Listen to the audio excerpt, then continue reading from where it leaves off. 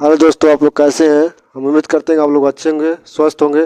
दोस्तों, आज हम बात करने वाले हैं यूपी डीएलएड बीटीसी 2024 रिजल्ट के बारे में बात करने वाले हैं कि रिजल्ट हम लोगों को कब तक आ सकता है, आप लोगों का रिजल्ट कब तक देखने को मिल सकता है, यानी फर्स्ट सेमेस्टर और थर्ड सेमेस्टर का रिजल्ट कब तक आने की संभावना या आ सकता है। तो दोस्तों देखिए, सबसे पहले हम बात करेंगे कि इसकी जो पिछले बार पेपर हुआ था सेकेंड एंड फोर्थ सेमेस्टर वालों को, तो देखिए सभी लोगों को जो पेपर हुआ था 3 अप्रैल 2025 को मतलब पेपर स्टार्ट हुआ था।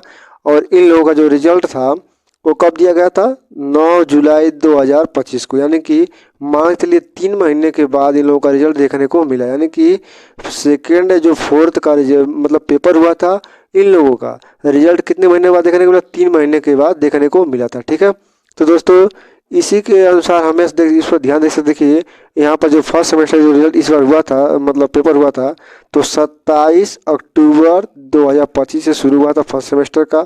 और उसके बाद 27, 28, 29 3 दिन मतलब हुआ था फर्स्ट सेमेस्टर का। उसके बाद 30 तारीख से लेकर 30, 31, फिर मान लीजिए 15 तारीख को छुट्टी हो गई लोगों को, फिर 3 तारीख को कर दिया गया, यानी कि ये 3 तारीख को कर दिया गया। कितना कर दिया गया, 3 तारीख को। ठीक है, तो मान के चलिए ये था थर्ड सेमेस्टर वालों का। अब फर्स्ट सेमेस्टर वालों को 29 लास्ट था, तो जो फर्स्ट और थर्ड का जब दोनों का जब पेपर हो जाएगा उसके बाद, यानी उसके 3 महीने बाद हम संभावना कर सकते हैं, रिजल्ट आने की संभावना हो सकती है। तो दोस्तों देखिए ये अक्टूबर है, तो ये मान के चलिए कि आप लोगों का जो रिजल्ट है वो जनवरी या तो फरवरी में देखने को मिल सकता है, या तो जनवरी 15 जनवरी के बाद ही आप लोगों को रिजल्ट देखने को मिल सकता है। तो रिजल्ट के टेंशन आप लोग न करें, अपने अगले सेमेस्टर पर विशेष ध्यान दें। तो दोस्तों इसका हम चलते हैं कि मतलब फेल क्या होता है और बैक क्या होता है। तो दोस्तों आप लोग हम बताने वाले हैं कि फेल क्या होता है और बैक क्या होता है। दोस्तों देखिए, जो हम लोगों का जो 8 सब्जेक्ट पढ़ना होता है, तो जो होता है बाल विकास, जैसे मान लीजिए बाल विकास कितने नंबर का होता है, 50 नंबर का होता है। कितना होता है, 50 नंबर का।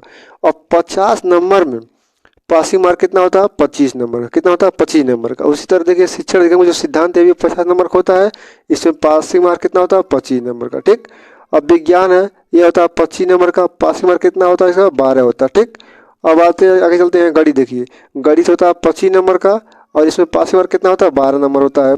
अब देखिए सामाजिक अध्ययन जो होता है, ये होता है आपको 50 नंबर का, इसमें पासिंग मार्क कितना होता है, 25 नंबर का होता है। कितना होता है, 25 नंबर का। ठीक, अब संस्कृत और उर्दू तो कितना होता है, 25 नंबर का जो पूर्णांक होता है, और पासिंग मार्क कितना होता है, 12 नंबर का होता है। अब हिंदी भी वही होता है, 25 नंबर का पूर्णांक होता है, पासिंग मार्क 12 नंबर का होता है। ठीक, अब आगे चलते देखिए कंप्यूटर होता है कितना, 25 नंबर का, अब पासिंग मार्क कितना होता है, 12 नंबर का होता है। ठीक, अब देखिए दोस्तों फेल क्या होता है, बैक क्या होता है। तो दोस्तों आप लोग हम बताने वाले हैं। देखिए बैक क्या होता है, जैसे मान लीजिए बाल विकास होता है 50 नंबर का, आपको मिल रहा है 25 नंबर, तो आप तो पास हैं।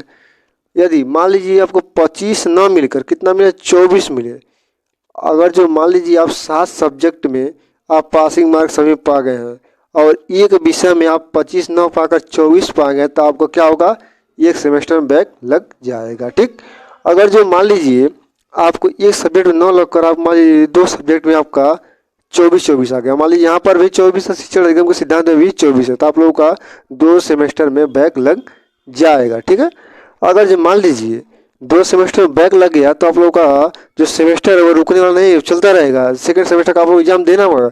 लेकिन मान लीजिए कि 2 सेमेस्टर में मान लीजिए 2 विषय में न मिलकर 3 विषय में मान लीजिए यहाँ पर 11 नंबर मिला। कितना मिला, 11 नंबर। यदि आपको मान लीजिए 3 विषय में आप क्या फेल हो गए, यानी पासिंग मार्क नहीं ला पाए, तो आप लोग का क्या होगा, सेमेस्टर बैक माना जाएगा, यानी कि पूरा सेमेस्टर का हो जाएगा, बैक हो जाएगा। क्या हो जाएगा, पूरा सेमेस्टर बैक हो जाएगा। ठीक है, तो